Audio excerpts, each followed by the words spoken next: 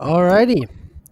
Welcome into the Sports Ramble podcast, episode 19, the first live stream that we'll be doing here. Hopefully, do future live streams here on StreamYard. As always, I'm the host, Matthew Weiner, along with my buddy Trey Williams, and this very special guest who will be joining us for the entirety of the rest of this podcast and future podcasts on. We got my boy Garrett. Garrett, thank you for coming on here and being a part of this, man. Appreciate the invite. Looking forward to just talking some sports and going, seeing where the road takes us. Yeah, man, that's really awesome.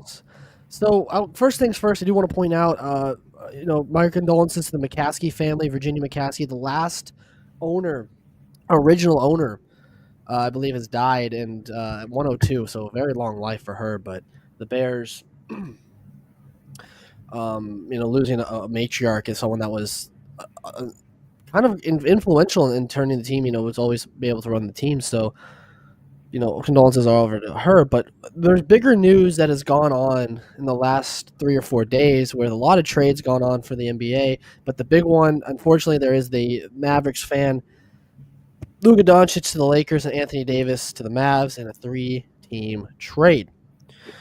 Now, if you haven't caught up and you've been living under a rock, which I think a lot of our viewers have been, the Mavs get in this trade, they get Davis, Max Christie, and the Lakers' 2029 first-round pick. The Lakers receive Doncic, Maxi Kleber, Markieff Morris, and then the Jazz receive Jalen Hood, Shafino, I believe I'm saying that right. The LA Clippers get a 2025 second-round pick, and the Mavs 2025 second-round pick as well. As of right now, the trade grade for this that's been graded is that the Mavs C-, the Lakers A-. Should be an Boys, F your thoughts? grade. Should be an F grade, man. You can't just trade away generational talent like that, man. I know it's Anthony. I know we traded for Anthony Davis, but come on, man. The same. You got to break out too. Why?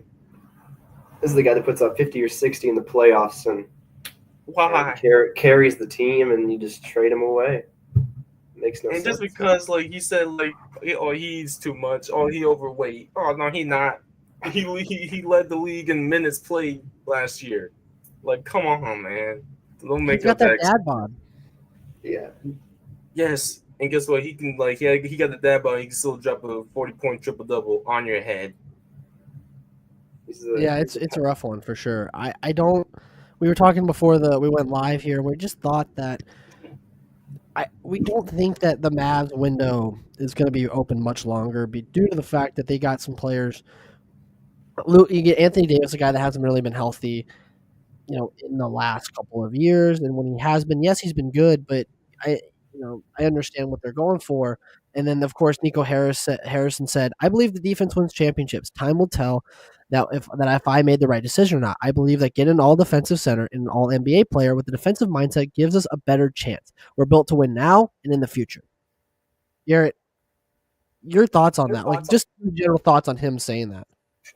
Yeah, I mean, like we were talking about before, he traded away two picks, first round and second round, and your all generation player, and then you say that you're built to win in the future.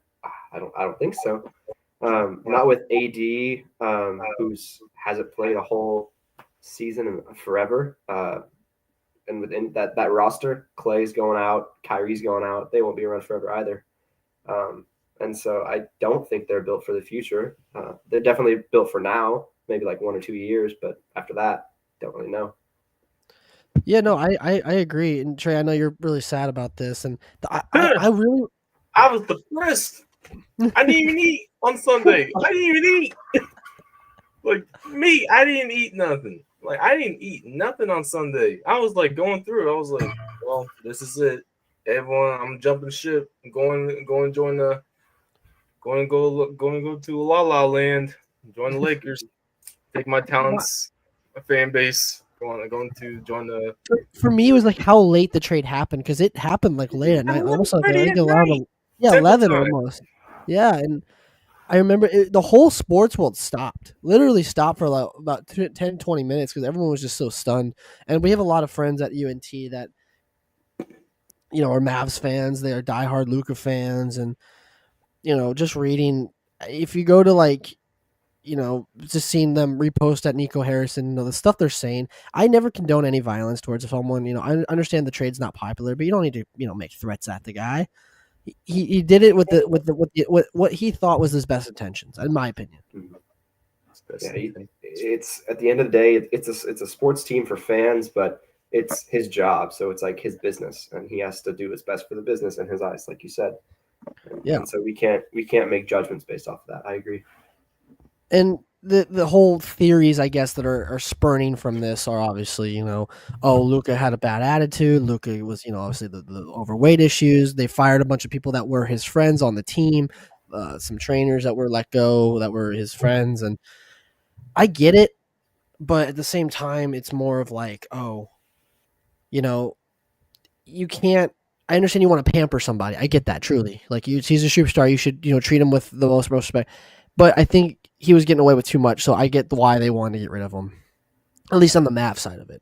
The Lakers did really well. I mean, they got exactly what they wanted. So now you have Braun, and I saw it. I think I saw there's they mashed up their names together or something like that. So I thought it was pretty funny. Oh yeah, it was called Bronchich or something.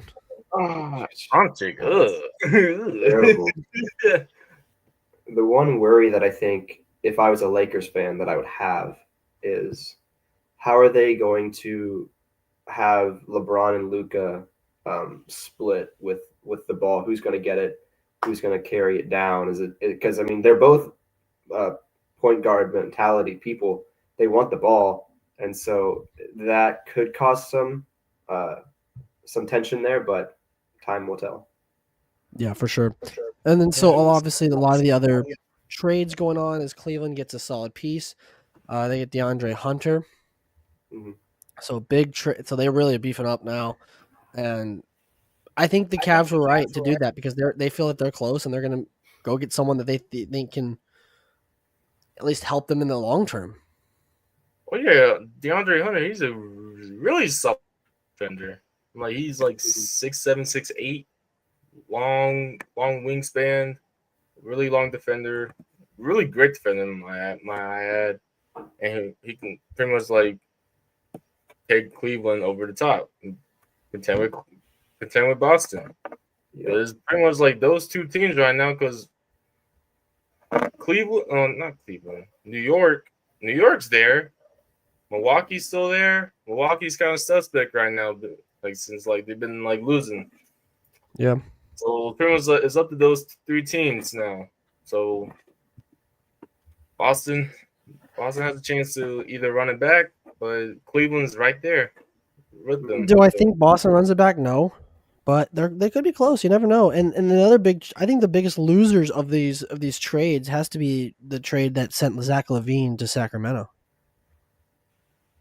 I don't get why. I get why they want this trade. They want to get back LaVine with DeMar DeRozan.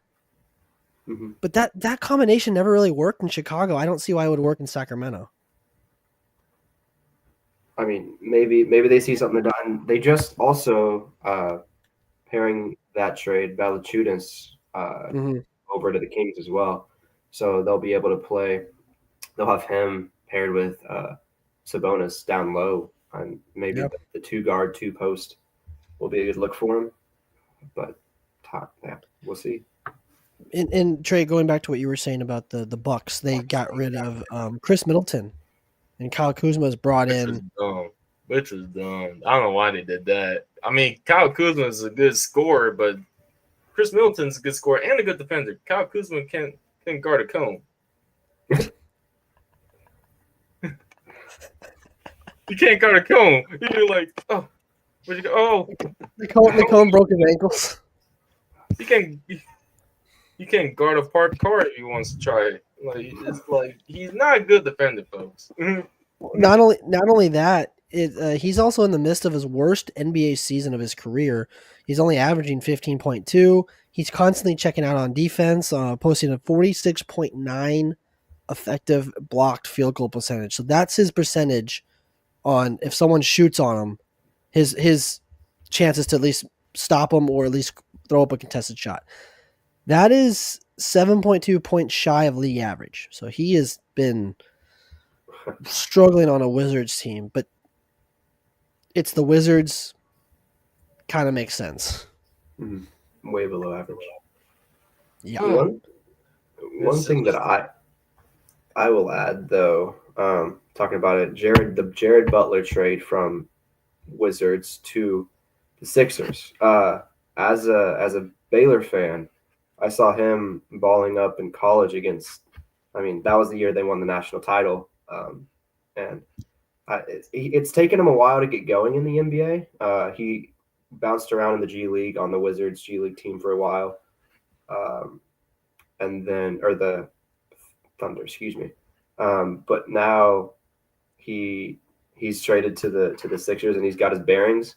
So we'll see where that takes us. But there's also some draft picks thrown in there as well. So yeah, and I like that you pointed that out, Garrett, because I think he's got the potential to really like if you can see him ball like he did at Baylor, you have something special there for sure, for sure.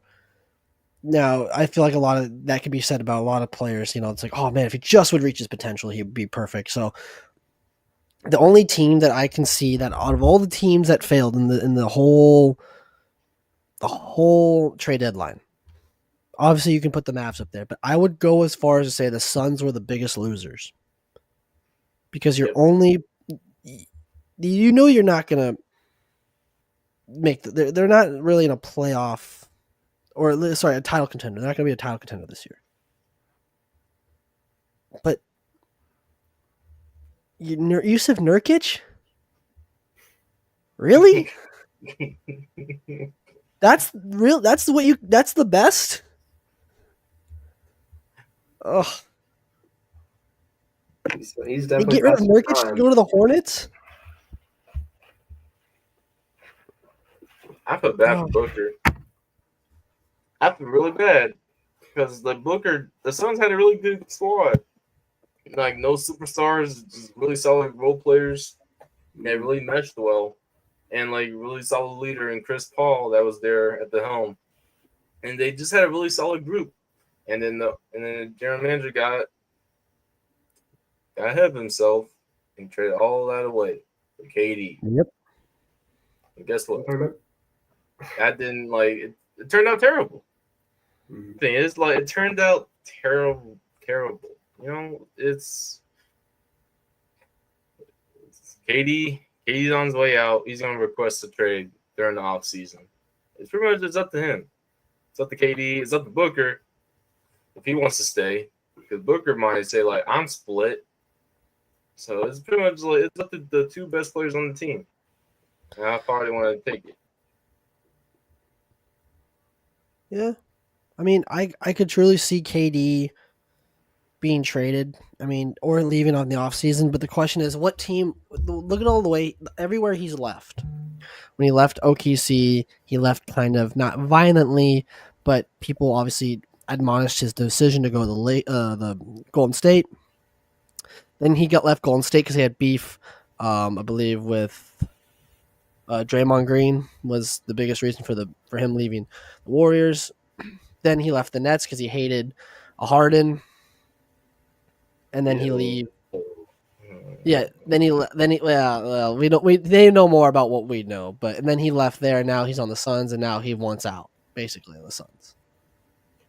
Almost seems like he just a problem with everybody that he doesn't agree with. That's what it sounds like to me. Yeah, I think that's you can say that about his career. To add on to what you were talking about, Matthew, that was going back to the Warriors. If KD and Draymond didn't have a fallout, KD would probably be still on the Golden State Warriors right now. And Golden State probably would have won more, probably more champions. Maybe, we don't know. But hey, if Draymond and KD didn't have a fallout in the 2019 season, KD probably would have stayed with Golden State. Didn't team up with Kyrie. But who knows? The only team that has not made a trade, obviously besides some of the other teams around there, but the one team that does need to make a trade that I've seen is obviously the Minnesota Timberwolves. I would have liked them to get rid of maybe one or two players, but again, they're standing pat on what they believe is a pretty good roster. They're 28-23. right now, which isn't great. He'll probably make plan. But ever since the Luka Doncic trade, the Mavs have gone 0-2 since the trade. And the first game they played, Oh I my believe, was it against the my Cavs? god, It was that the doesn't Cavs. count. Wait, It hold was the on. None of our Cavs. good players are playing. It doesn't That matter. doesn't You still count. lost. Still count, I yeah. know we still lost, but that was pretty much just watching that game was like watching a funeral. It was pretty much like here lies the body of the Dallas Mavericks season after the killing of Luka Doncic and the fan base last night. It was really hard to see, really hard to watch as the I'm sure you Cavaliers. saw the memorials. The memorials left outside the AAC Center. Oh no, they took they scrapped so it. funny. Everything's gone. I Yeah, know what because you're they're talking mad. about. I'm just And then it's just terrible, man. Yeah, Cavs put up 92 in the first half. 92 in the first half against the Mavericks that game. Yeah. They gave us the good old fashioned butt whooping on live television. They did. It was to learn a lesson that you shouldn't trade away your franchise player. Because like the morale, you saw like everyone was like heartbroken. It was like you just lost like everyone was sitting on the bench just like motionless. Like during like the press conference, like Nico was talking about, and like Jason Kidd was like just sitting here like, well, I really want to strangle you right now, but I'm gonna keep it a buck. I'm gonna just sit here and just be quiet. I don't want to lose my job. But you can't just trade away your best player just because like a vendetta, you know? Yeah. I agree. Not only that, That's what Nico. That's what people like. To me, I think Nico low-key had a vendetta against Luka. That's why he took away his trainer, like what Matthew said earlier. He took away his favorite trainer, traded away Dorian Finney-Smith, pretty much his best friend on the Mavericks a couple years ago to get Kyrie, and like they traded away like his strength coach. So it's kind of like he wanted Luka out. So everyone's like pointing a finger at Nico, like, what are you doing? I don't think it. Yeah, I don't like the implications behind it. But there is a game tonight: Mavericks versus Celtics, 6:30 p.m. on TNT and True TV. Oh no! And Boston. Here, Garrett, I'll ask you this: how many points do you think Boston's favored by? Ooh, I'm gonna say like 14, 20 to 30, maybe. 14. They're only favored by 12.5 points. See, I was close. Aha! Interesting. But I wonder why it's so low. Because Kyrie's playing tonight. and Clay and Yeah, I guess the whole roster's playing. I guess AD would be playing tonight as well. no, AD's not playing. I saw a report. Mark Stein said that he's pretty much like he's ramping it up today, but he's not going to play today. He's going to play on Saturday whenever we play Houston at home, which I don't know how that's going to turn out. Yeah. I think he gets booed. That's the thing. AD, like, he's just there. I feel bad for the players because like they have no control over this at all. Yeah, and that's like it's a business at the end of the day. Yep. It's one of the toughest businesses to be in, but when it happens, it's like the players are almost treated like cattle. It's just like, all right, come to the slaughterhouse. You're dying, so yeah. Man, that's rough. I think Dennis Schroeder and Chris Paul are the best examples of that. I mean, 100%. the amount of teams that oh my gosh, Dennis Schroeder whole career. Oh my god. They got a rainbow of jerseys, like Shaq's rainbow of jerseys too. But He's rainbow, man. It's literally, I think, like 8 or 10 teams that Chris Paul has been on that you can just make a thing out of. And it's just these people have lives and kids and lifestyles, and they just get up and traded and have to start somewhere else. Like you said, tough business to be in. Yeah, it's especially if you've been it's like, I'm in Houston, I got to get a house in Houston. All right, well then I was just traded. Well, now I have to sell that house and go get a house wherever I end up next. And I just think it's just so tough because I think a lot of people fans at least don't understand that. Listen, you're uprooting your entire livelihood to go to the play for this team, and that's especially hard on Luka because he just had a kid, and he's got to go over there first and then wait for. Yeah, he's gonna wait for his family to come. He's gonna go over there first, and then wait for his family to kind of come later. But that's just a tough break anyway. You get it. Let's not forget, like, he was actually trying to buy a house here in Dallas. He was Yeah. working on investing in getting a new house. And Yeah. just imagine, like, if he got traded and he bought the house, he's stuck. Now, like, his wife and his daughter has to stay here while he's like trying to stay in an apartment, or like, you gotta like stay there now. So, Trey, I'm reading this now, but going back to your kind of vendetta angle that you were talking about. So apparently, Nico Harrison tried to call Luca 3 times, and he tried to text him. So out of the 3 calls, he was rejected twice. Like, how like when you wait for it to go to voicemail, right? Luca apparently didn't let it go to voicemail. He just cut him. He just hit the decline signal twice. Third time went to voicemail. Then he sent him a text, and obviously Luca didn't respond to the text. Yeah, hey, you don't call back. You don't call back. Stand on business, Luca. Hey, we ride that dawn for you, man. You're riding that dawn. And then, of course, the famous Nico Harrison quote: "He probably doesn't want to talk to me." Yeah, I wouldn't want to talk to the guy that just traded me. Either. I wouldn't talk to you. Like, imagine. Yeah, he did. Yeah, he tried to. He tried to call him before the trade. Then the trade was finalized. Then he tried to call him again, and tell him, "Hey, like, you've been traded." I'm sure Luca already saw it, right, at this point. And then they tried to call his agent, and then they picked up for him. So, yeah, if I were to be traded, and I wouldn't respond. I mean, like, dude. You can't like 2 weeks earlier, you can't like tell the press, hey, he's going to be a Maverick for life. We want him here. We love having him here. We want him to win a championship. And then 2 weeks later you trade him and you're like, well, we had to do it because he was overweight. That's gutless. Crazy part.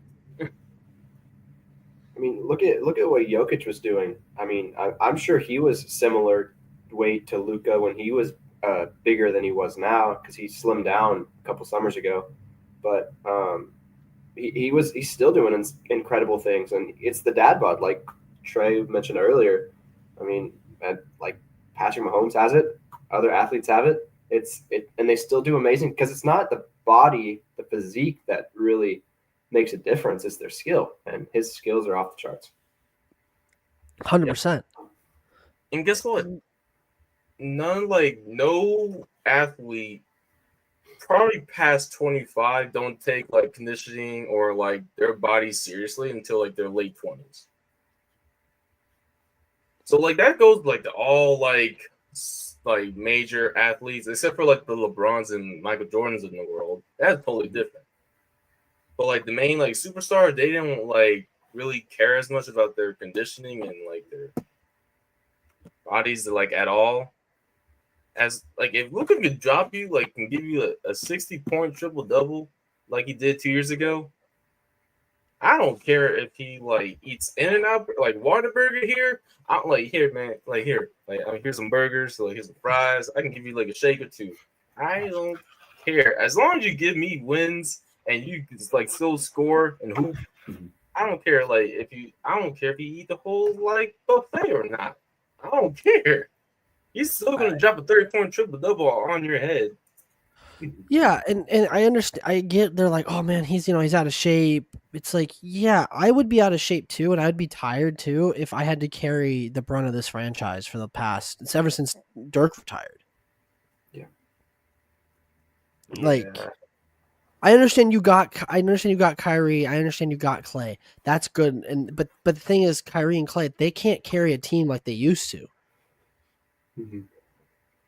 Yeah, and even towards the end of Kyrie's stint with the Celtics, he kind of started going off, not being able to be that caliber player that you can rely on.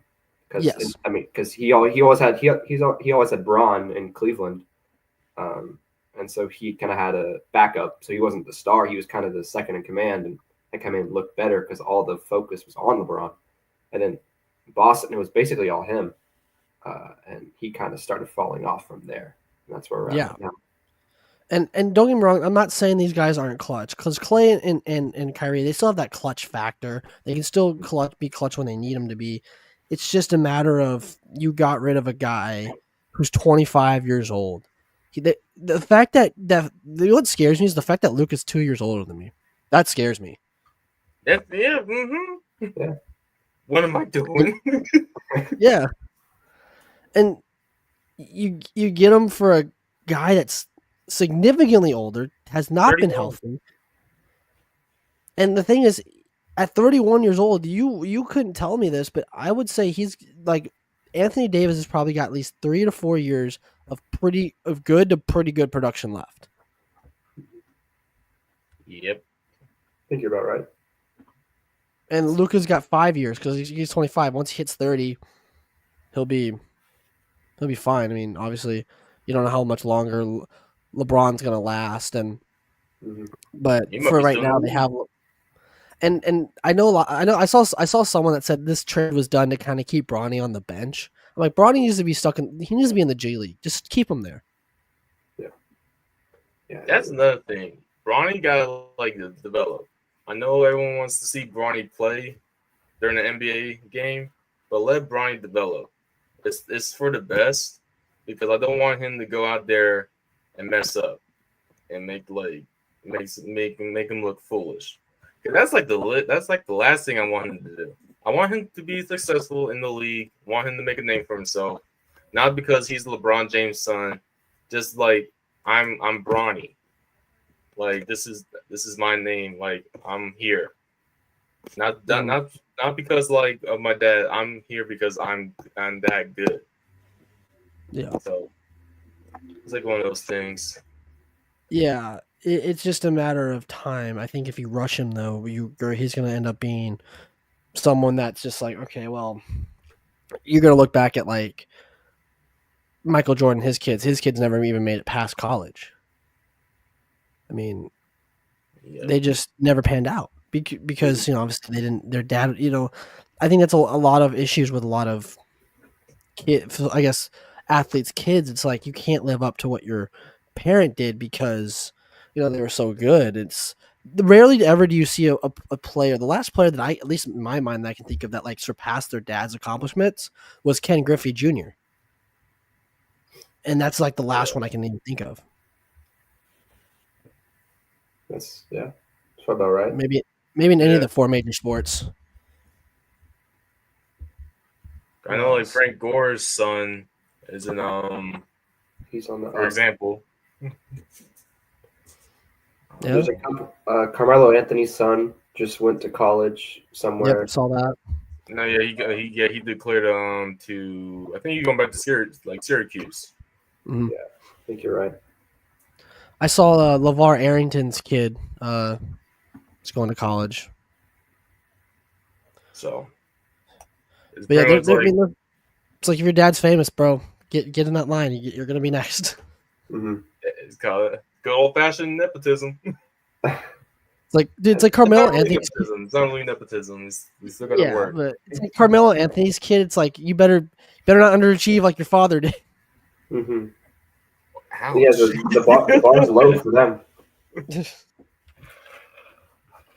But yeah. But I think your point of, I think as humans we see the player that their parents are and expect because that their son or daughter, then they're going to automatically be their skill level or better, and that's flawed because they got there through hard work, and I'm sure that the son or daughter will too, but just not immediately, and the perception of that just needs to change.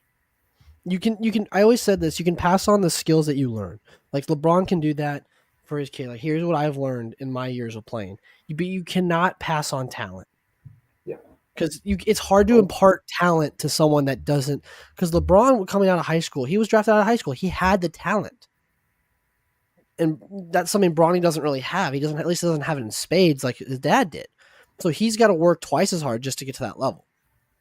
So that's where I think the Lakers are kind of screwing up by kind of rushing him to the the NBA because it's like it's more of like a marketing tactic where it's like, oh, come see Bronny play with his dad, and that'll put butts in seats so quickly. Mhm. So it's just kind of that thing where it kind of takes you back to where like when Michael Jordan went and play baseball. It's a marketing tactic. It's like, oh, Michael's gonna play baseball. Let's go see him. So I don't know. I think if you give him maybe another year or two in the G League, he might be better. But right now, his upside is nothing more than a role player to me. Okay, give him some time. His ceiling could be a Drew Holiday type of player. Because like he is a solid defender. It's just his scoring. Mm-hmm. His scoring will come. Mm-hmm. His defense is there already. He also didn't have the body of his dad. Like LeBron is just built different, Yeah. literally. Yeah. Like I think Bronny's shorter, not as bulky. Which I mean that's easy to fix, but yeah, I think LeBron is just bigger and more dominant, and maybe that'll come with time, but I doubt it. I think there's a limit to Bronny's dominance and with his current body. For sure. Yes, and with LeBron being bulkier, he's got that quickness, that elusiveness, that kind of for a big guy. So I think if you were to, if you were to have Bronny be that quick guy, you don't really need to bulk him up, so to speak, but work on his quickness, work on his elusiveness. Because again, if you can get him in contested shots, if he can make contested shots, he'll be not a complete player, but he'll be at that level to where you need him to be. But right now, I just don't see it, and I told Trey this. I was like, I like Bryce James's game more than I like than Bronny's, because Bryce has kind of got doesn't have the defense as much, but he's got more of the shot than Bronny does. But granted, Bryce is still way away from ways away. Okay. He's a sophomore or junior, I think, something like that right now. He's something like that. He's a junior this year, I believe. Okay. Because he already committed to Arizona. Yeah, Arizona. He already committed to Arizona. Okay. That makes sense. But with that, we're going to move on after that long, sad funeral that we just held for the Mavericks and all their fans. We're going to move on to says, folks. I'll be better next week. Probably not. No, you'll not. If they don't win this, I mean, obviously they're probably going to lose to the Celtics, but if they don't beat Houston, they're really in a nosedive. Yeah, no, because we're going to be in a home stretch like right before like the All-Star break and after the All-Star break, so we might pick up some wins, but we hope does not look promising. But the Super Bowl is right around the corner. It's coming up on Sunday. Everyone knows that the Chiefs versus the Eagles, round 2, Electric Boogaloo, will be up, and with the Kendrick Lamar halftime performance. I know Trey wants the Chiefs to win because he hates the Eagles because he's a Cowboys fan. I cannot stand Mahomes. I don't like him as a football player. I'm fine. As a person, I don't like his wife. I don't like his brother. I just want to see him lose, and I just hate the narrative of him like always winning because like the script was written for him, and the refs are helping him out, and I just want to see. Plus, I like Saquon, so I want to see Saquon get a ring. So, Garrett, what about you? Yeah, I'm not as big of a Cowboys fan, and so I'm honestly just rooting for the Eagles for the same reason. I can't stand Mahomes. Too many calls in his favor that wouldn't go in any other quarterback's favor, and it's just dumb that they favor this team so much. And so for that reason, yeah, I hope the Saquon runs all over him, and the Eagles pull it out. The analytics currently. I got 2 ops. The analytics currently suggest that this will be one of the least watched Super Bowl games in history, obviously. Because people are going to tune in. No, people are going to tune in. Trust. They're going to tune in for the halftime People are performance. going to tune in, man. Because the reason why no one really no one's talking about it because of the NBA trade deadline. Yeah, well, yeah, obviously, but Everyone's been. I guess the big question besides the football game is, will Kendrick Lamar perform not like us at the halftime show? Oh, he will. Oh, he will. I'm gonna be It's seated for that one. I'm gonna. that's got to be a seated for bet that. somewhere, like on some betting website. Man, I don't think from like okay, so I'm thinking of a business standpoint, right? I don't see how that helps him by him performing that because it's a diss track on somebody else, and I understand Drake's trying to strike that stuff down in court and all that stuff that he's doing, but I don't see just from a business from like an ad standpoint, I just don't see how that helps because again, you're calling someone a pedophile on like live on air. You're Oh, insinuating yeah. that his secret kid. You're insinuating he has a secret kid again. You're saying his entire entourage and his entire brand is full of, offenders and all that stuff. And so, I think he sings parts of the song. Yes, he doesn't sing the whole song. He'll probably just sing not like this is the part that I would love to see it. Personally, I'd love to see it, but I don't think it'll happen. It's kind of like when we wanted sicko mode. Or no, it's not sicko mode. Sorry. It's when we wanted when Dan Schneider, not Dan Schneider. Who was it? The guy that did SpongeBob when he passed away. Hillenberg. Steven Hillenberg. Yeah. Thank you. When he passed away, everyone wanted the halftime performance from SpongeBob, and then we got the intro, and then we got sicko mode, and everybody was so mad. Everyone was so mad. And I saw a question today. It said, "Do you think for like these businesses, these small and big businesses, do you think like an $8 million 30-second Super Bowl ad is worth it?" Not for a small business, no. But for like a big business, yeah, of course. You don't care. It's money. You're trying to generate revenue for your brand, and I don't know, man. I don't. I think a lot of people also watch it just for the commercials alone. Yeah. Well, other than the World Cup or like not MLS, other big soccer events, it's the most watched television thing, sports wise, in the world. And so it's a really great time to get your brand out there and make people know you. I mean, I remember last year, I think it was like 3 or 4 ads of just Temu. It was crazy, like how they had this much money to afford all of that. I guess the craziest ad was, I think, was it Tubi or Peacock where they like went out of the game? I think it was Tubi. I know what you're talking about.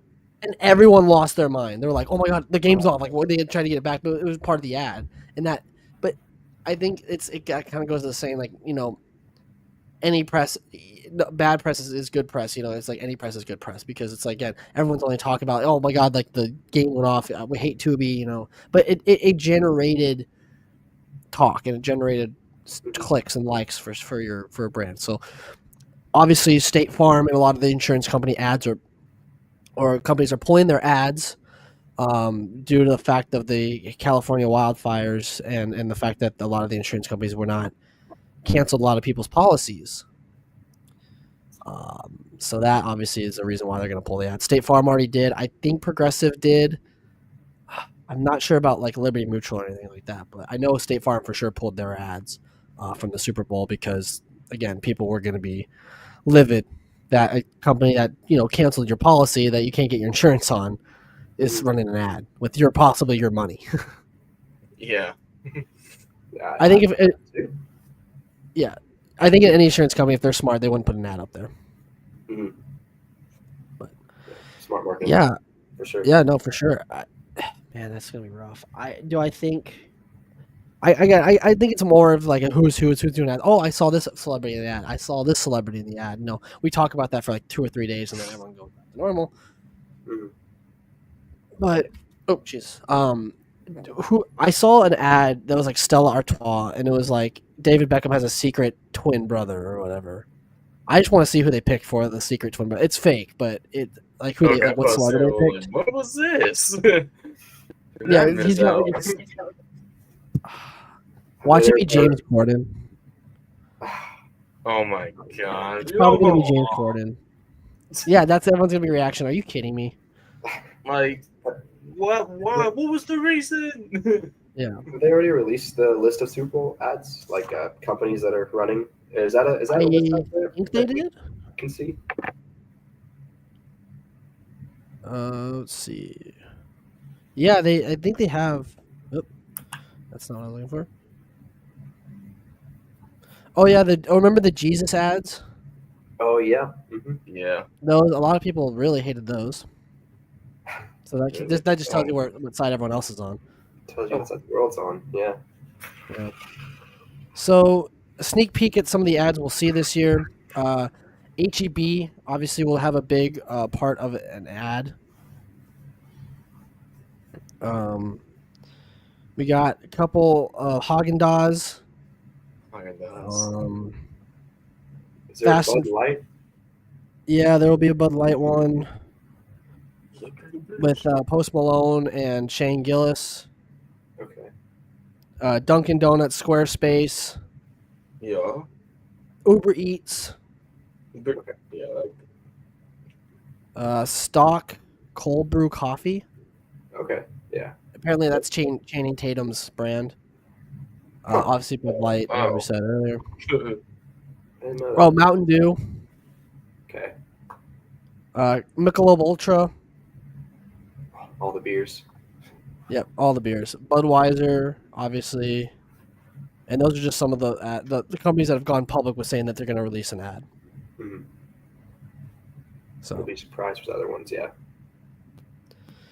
do I? Oh man, I don't know how I feel about like some of these ads. Like because it's mostly the celebrities that are promoting it, and I expect to see at least 20 or 30 wildfire commercials that say, "Hey, support the wildfires" and stuff like that. Obviously, that's kind of like a way to get their brand across. It's a given. Yes, and that's fine. I'm fine with that. I'm honestly fine with that. Do a quick question. Yeah, I got you. What is your prediction on how many times they show Taylor Swift? Oh, let me write it down. Hold on.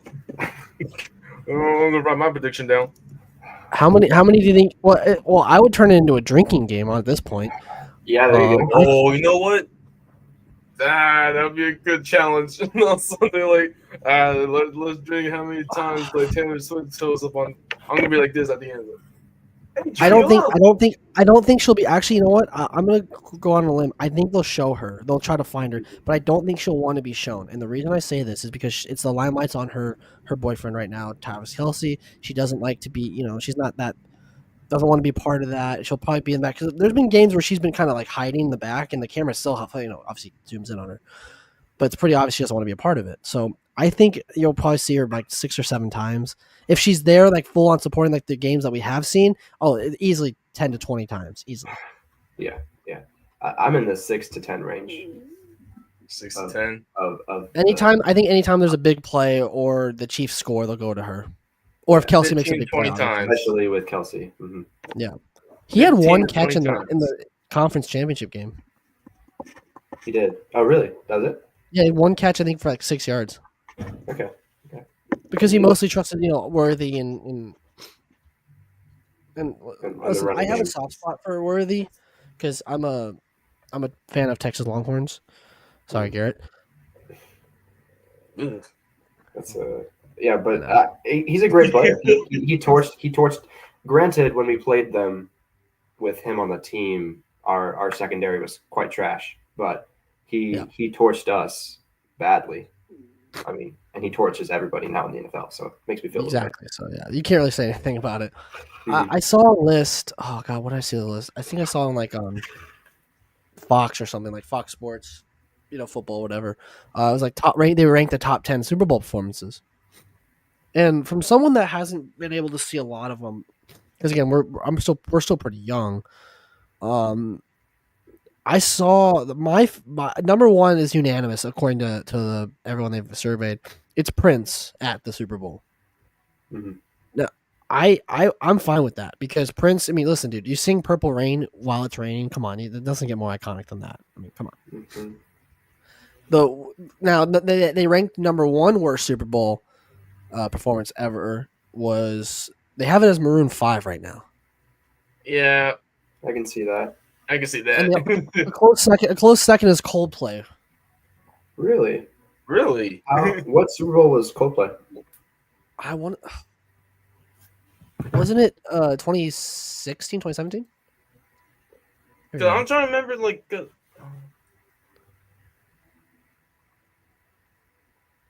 'Cause I I don't remember know. they were in it with like I think Beyonce showed up, Bruno Mars showed up. Super Bowl 15 or sorry 50, 2016. Oh yeah, 2016. Yeah. So they also have like every website's gonna have their own lists, but they have the worst one set also as well as the Black Eyed Peas in 2011. Oh gosh. Oh I, gosh. I remember that, and they had Slash, and that was just horrible. Oh no. Oh no. That's tough. Yeah, Fergie and live performances do not go well. No, let's try not to remember what she did to the national anthem a couple years back. Oh, Fergie Ooh, All brutal. Star game. They Oh, cut the mic! Cut the mic! What's even worse is the fact that when Maroon 5 performed, they originally had Cardi B was going to do it, then they had Rihanna, and they both turned them down flat. So the person that did was willing to Maroon 5, and it was fine. It was okay until Travis Scott butchered the SpongeBob intro, until Adam Levine took his shirt off. It just got worse from there. Yeah. Nobody wanted to see it. Mm-hmm. 2010, they had The Who. Mm. That was the band that performed, and no one knew who they were. Yeah. Because again, everyone's young. Right. Everybody So was chasing obviously, young. But But it, without the good. without the Janet Jackson and Justin Timberlake was another bad one. Obviously because of the exposed breast, but Incident. not only that. Do you remember? That's what everyone remembers. Do you remember? Does anyone remember who else was on that? Because I do. Who? There was Kid Rock. Remember Kid Rock was part of Yeah. it. Nelly, I think Nelly was part of it, and I know P Diddy was on it. Oh, Oh. Yeah. that's Did Justin Timberlake do it? Did Justin Timberlake do it twice? he did one at when the Vikings had their first Super Bowl. Not the Vikings playing, but at their stadium.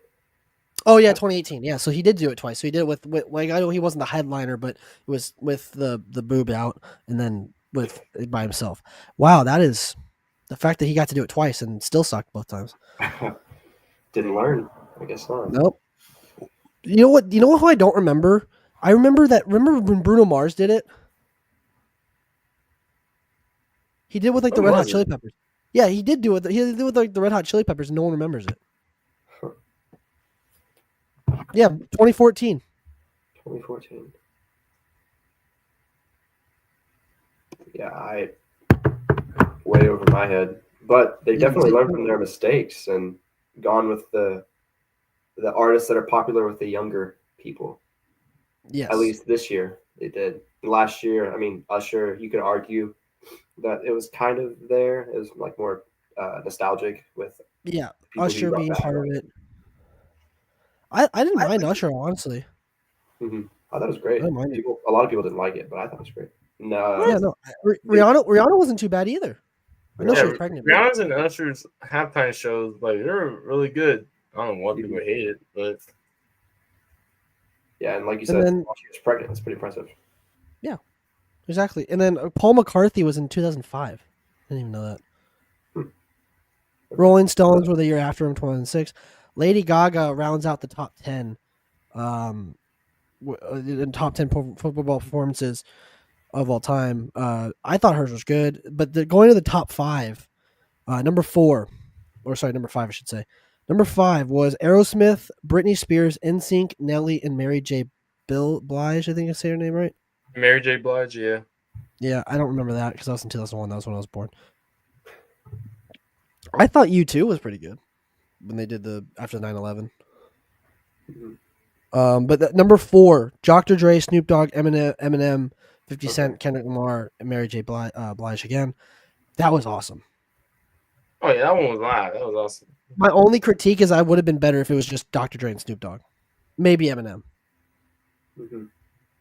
You saying like too many people or too many? Yeah, there's like, too many too cooks in the kitchen, so you personalities? can't really get all. Yeah, when there's too many cooks, you can't everyone can't you can't get as much screen time, I guess, as you want. Yeah, that's a good point. And then number 2, They have ranked as U2 because again after the 9/11, and then number 1 being of course Prince. That kind of goes into hand in hand. But with that, that will wrap up our first live stream of the Sports Ramble podcast, episode 19. As a live stream. Hope everyone that got to watch it had a great time kind of hanging out. And let us know in the comments or wherever you're posting, Instagram on our Instagrams, wherever that may be. Let us know what your favorite halftime show was, what your worst halftime show was, what you thought of Luka Doncic trade. Just anything, we like to kind of read those comments, especially as long as it's not hate comments. But yeah, big thank you to Garrett for joining on here, and you guys will see him again for sure. He'll be around almost every episode. If I'm not here, he'll probably just end up taking over. Room for the Chiefs, America. Room for the Chiefs.